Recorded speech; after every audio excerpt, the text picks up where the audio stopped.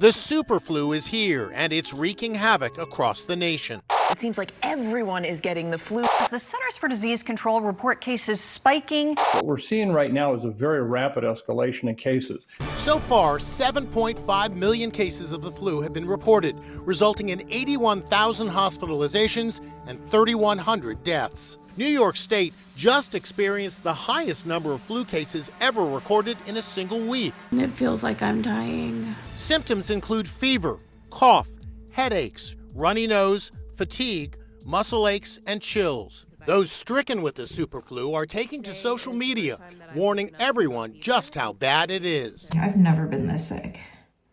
I've never been this sick. My eyeballs felt like they were actually going to explode. You're with David House of Saving Health Ministries, and notice the headline here from NBC News. It says, "The superflu is surging nationwide, and doctors say we're nowhere near the peak. The new variant of Influenza A, or H3N2, has been given the nickname superflu. The fast-spreading virus has caused hospitalizations to nearly double in a week," the CDC reported. So this is running rampant across America. They're stating that it started over in Europe, and I know that you want to do everything you can to prevent catching this super flu.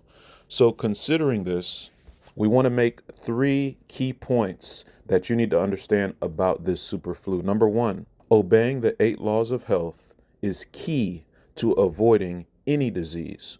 We have a general disease prevention plan on the site, on our website. You can go to articles, click on general disease prevention plan, or it could be under the health link as well.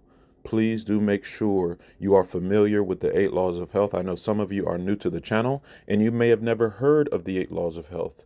Please adhere to these 8 laws so that you can prevent disease at all costs. Point number 2, let us avoid all animal products and sugar.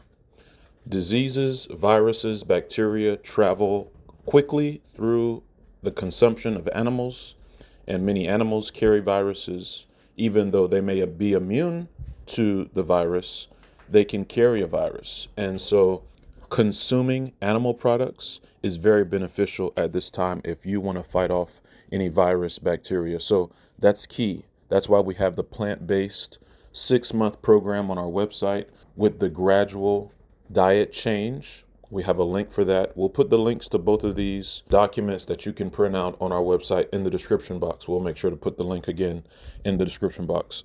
But also sugar, avoiding all sugar because sugar lowers your immune system.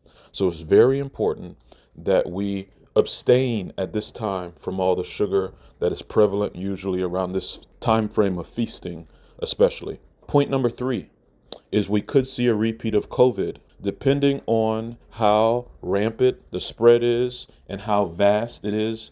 If another pandemic is declared, we will be on lockdown.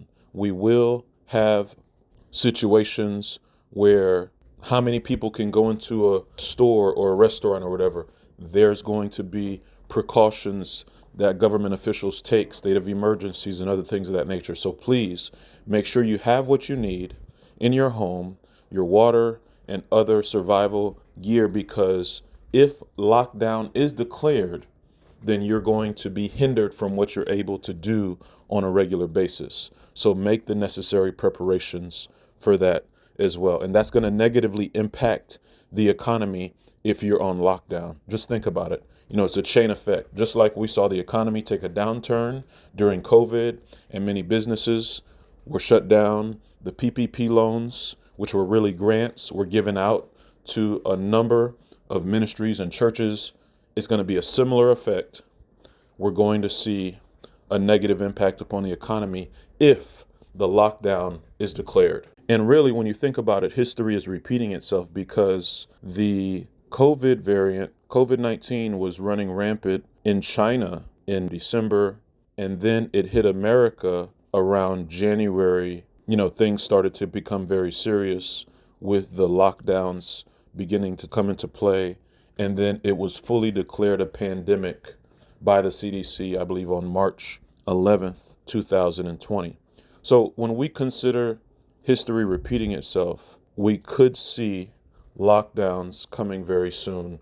which would therefore make the ability to evangelize much more difficult. And this is why we have to seize the opportunities that God gives us now and not waste any time so we can push forward the message.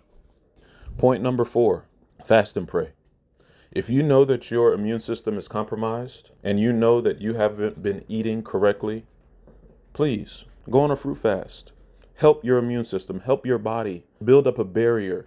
Start drinking lemon water on a regular basis in the mornings when you wake up so you can build up your immune system against what is running rampant in our society today. So be wise. We understand Christ prophesied these things in Matthew 24, verse 7 and 8. It says, "For nation shall rise against nation and kingdom against kingdom." That's war. And we know that there's been much discussion about war. We'll get into that in another video later this week. It says here, continuing, "And there shall be famines." That's food shortages. That's the scarcity of food being available. Remember the empty shelves during COVID-19? Then it says, "and pestilences." That's what we're seeing with this super flu variant that's running rampant right now. COVID-19, these are pestilences. These are disease outbreaks. Then it says, "and earthquakes," natural disasters. Some of you saw our video that we released just yesterday about the 7.0 earthquake that hit over in Taiwan and the 4.7 earthquake that hit over in Northern California. We're seeing it in diverse places all over the place. All these are the beginning of sorrows, which means things are not going to get better in our world. They are simply going to get worse. This is why we need Christ in our life, because without Christ, there is no hope. Verse 9 says, "Then shall they deliver you up to be afflicted and shall kill you. And ye shall be hated of all nations for my name's sake." This is referring to the mark of the beast, Christus. We know that the Sunday law is soon going to be enforced, and Sunday will become mandatory for everyone to observe or go to church, and businesses will be closed. And as a result, you will have to make a decision whether you're going to follow Christ and follow the Bible, because the Bible teaches that Friday sunset until Saturday sunset is the 7th-day Sabbath, as it states in Exodus 28-11, while the whole world will follow the Catholic Church in honoring Sunday, which they say that Sunday is their mark of authority. We have a choice to make, brethren. We are at the end. Time is up. Please, let us be about our Father's business. Let us be faithful in protecting our temple from this variant so that we may be vessels to be used for God's glory to push forward his work at this time. God bless.